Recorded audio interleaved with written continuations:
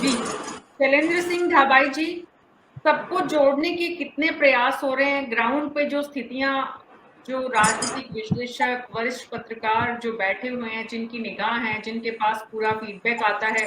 मधु आचार्य जी बहुत पुराने और वरिष्ठ पत्रकार हैं वहां के, आपने उनको सुना है। जो स्थितियां वहां पर हैं, उनका समाधान करने के लिए पार्टी भले ही मतलब अंदरूनी कुछ प्रयास, किस तरह से उसको चेक बैलेंस करने की कोशिश हो रही है। मीना जी, आप देखिए, जो वरिष्ठ पत्रकार आचार्य जी ने कहा, उन्होंने कहा कि वो एक्टिवली पार्टिसिपेट कर रहे हैं, होर्डिंग्स भी लगे हुए हैं, वो एक्टिव हैं और लगातार फील्ड में हैं। तो ये जो आप गुटबाजी की बात कर रहे हैं, तो मुझे लगता है ये बेईमानी है।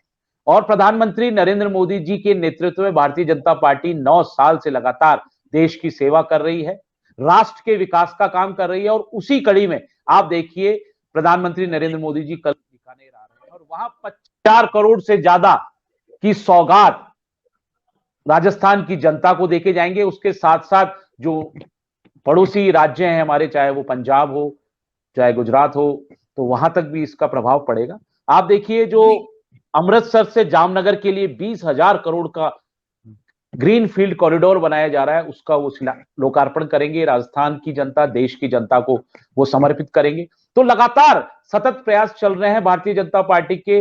प्रधानमंत्री नरेंद्र मोदी जी बिना रुके, बिना विश्राम किए, बिना आराम किए, आप देखिए किस तरह से देश की सेवा कर रहे हैं और देश को विकास की उन ऊंचाइयों पे ले जा रहे हैं जो 2014 से पहले, अगर मैं कंपेयर करूं तो 2014 से पहले राष्ट्रीय राजमार्गों की 91,000 किलोमीटर राष्ट्रीय राजमार्ग थे, और आज हमने 9 साल में 60,000 किलोमीटर राष्ट्रीय राजमार्ग बना दिए। आप बताइए, 65 साल में जो काम नहीं हुआ, हम 9 साल में 80% से ज्यादा काम हमने करके दिखा दिया। और सतत प्रयास लगे हुए हैं। आपने देखा होगा पिछली बार भी प्रतापगढ़ में भी जो हमारे नितिन गडकरी जी वो आए थे, उन्होंने 5,000 से ज्यादा करोड़ की परियोजनाओं का शिलान्यास किया, लोकार्पण किया, वो भी राष्ट्र को समर्पित हुई। रेलवे लाइन भी अभी आज जोधपुर में आपने देखा होगा, वंदे भारत एक्सप्रेस। तो रेलवे नेटवर्क बिक चुका है पूरे हिंदुस्तान में और आधुनिकरण हो रहा है, रेलवे का इलेक्ट्रिफिकेशन हो रहा है। वंदे भारत एक्सप्रेस कभी सोचा ही नहीं था कांग्रेस पार्टी ने कि कभी हम हाई स्पीड की ट्रेन भी चलाएंगे। तो वो सब सपने भारत के पूरे कर रहे हैं प्रधानमंत्री जी। उसी कड़ी में कल उनका आगमन है और निश्चित तौर पर आप देखिए कि वहां